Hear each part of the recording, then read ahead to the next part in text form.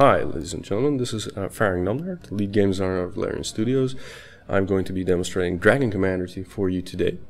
The story of Dragon Commander takes place in Rivellon at the height of its technological and magical abilities. You are a young prince that is a dragon knight, and you see your father brutally murdered by a dragon knight called Aurora, a female dragon knight. And he was murdered because he opposed a new religion, the new god religion, which she supported severely. So the goal of the player is to unite the different races in Rivellon and actually take over the world and defeat Aurora. So we're going to start the game now. The first thing you'll be seeing here is the Raven. The Raven is the mothership of the player. This is where you'll be talking to your crew, you'll be doing all your technological upgrades, you'll be buying research for your units, and also addressing your counselors. So that's basically the first of the three phases of the game takes place here. The second phase of the game happens on the tactical map. We're going to access it now. The tactical map, as you can see, is divided into different continents with different colors. At this moment we're in turn 5, so the blue countries are my countries.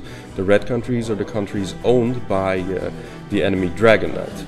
So what you can see here is the red continent. These are the dwarves. Dwarves are very money-minded and capitalistic. We got the green parts. These are the elves. They're very spiritual and nature-minded. We got in the yellow, we got the imps. They're technocrats. They only care about technology and science, and their main goal is to blow up the planet in the sky. Then we also have the lizards, who are libertarians. They don't really care about anything as long as you clean up after yourself. And then we have the capital of Aurora, which is the undead country. And the undead were actually humans that were infected with a sickness that the one god priests healed. So they're very fundamentalist, and they're really supporters of the one god religion. So, another aspect of the game, I'm going to zoom in here. As you can see, every country has a gold value. The more countries you have, the more gold you actually earn per turn. Every country also has factories. These factories are useful because these are the only countries you can build units on. Then we also have countries that have this icon. This is the revolt icon. The player has an attitude towards every race in the game. If your attitude is high, your countries are at ease. If the attitude is low, the countries will revolt, unless there is enough military presence or the attitude of the concerning race towards the player is high enough.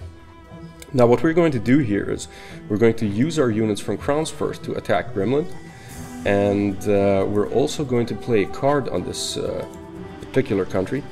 We're going to use the Imposter. It's a special type of ammo that is very useful for the dragon when you get into combat. But before we go on, we're going to go back to the ship and talk to the characters on board.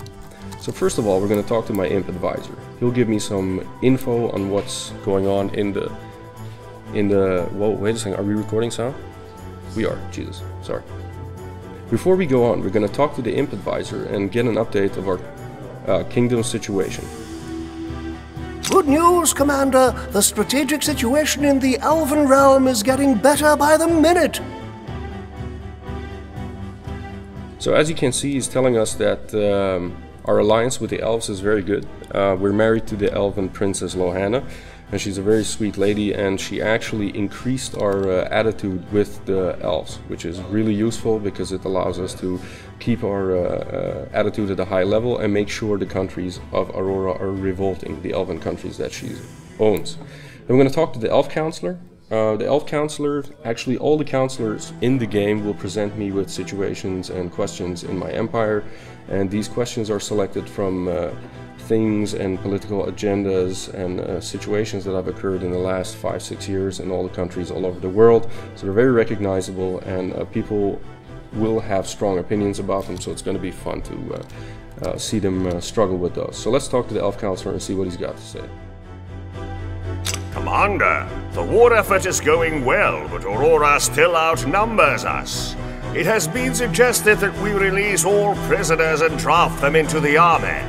Some say this is a necessary step that will bolster our strength, but others fear such irregular troops, consisting of thieves, rapists, and murderers even, will commit crimes in the territories they conquer. So, What do you say, Commander? Should we draft all prisoners into our armies? So as you can see by his reaction, he's not too pleased with the option of allowing prisoners into the army. But I think it's a good idea because we might gain some extra units because of this. So we're just going to go ahead and say yes. It shall be done. May the gods protect the civilians these brutes meet on their way. Okay, so as a reward for answering these questions, we actually get a card. These cards are distributed throughout the game, so whenever you talk to characters or help them solve key issues, you get these cards. This is a card that allows me to summon an additional army during the combat in order to help me on the strategy map. Now before we go on, I would like to go to the bedroom so we can show you our elven princess, Lohana. So let's talk to Lohana and see what's on her mind. Darling, there you are. I've been so anxious to speak to you. Please, listen well, for people's lives depend on it. Now before we continue, I would like to stress that the voices you're hearing now are stub voices, and they will be replaced with professional voice actors in the final build. Now, the situation she's presenting me with, she's concerned about all the wounded soldiers that we have on the field, and what she wants is to allow me she wants me to allow the one god priests to interfere and start healing the soldiers we have on the field. Now this sounds okay, but the trade-off is the one god soldiers, the one god priests, excuse me, they want to take the children of the land to a island which is called the Island of Eternity, and they brainwash them and use them as soldiers and do kind of funny things with them. And besides that, these are also the people that are responsible for the death of my father. So we're going to say absolutely not, these false prophets won't have more of the land's children. I understand, I do. It's just such a tragedy to leave those poor warriors to die. Why can't these one god worshippers ever do a thing without demanding that bizarre toll? Alright, so she's going to reward us with another card. This is the Wrath of the Seven Gods. Now the Seven Gods religion is the religion that we support, and the elves as well. If we play this card, our damage output will increase 40% during a battle. So that's a very useful card. Now we're going to head back to the war room, and we're going to finish what we started, attack the country. So we're going to end the turn now, and as you can see, the enemy AI is making its movement. They're moving around. Aurora is actually fortifying her borders near my countries, and she's moving in her units from the far north.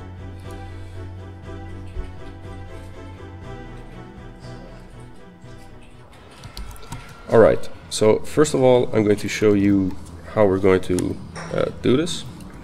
So I'm going to access our 3D interface for controlling our units. So we have a situation here. Let's go to the top view so I can show it to you clearly. There's a base in the north which I'm going to attack with my artillery units. These are heavy units that will attack those areas. They're incoming fighters, which I will also take out with these guys and send my fighters to take them out as well. From the north there's a surprise attack coming, which I will address with my dragon, and from the east there is a bunch of other units coming, which I will try to intercept with my forces by blocking this area here. I'm going to go back and deploy my dragon so I can take care of the enemy units coming in. My dragon actually has a jetpack. This jetpack is really useful because I can rocket my way around the level, and I can also slow down time for evading bullets and lining up to take better shots. So right now I'm going to take care of their artillery. If I take care of that, that should secure my other units.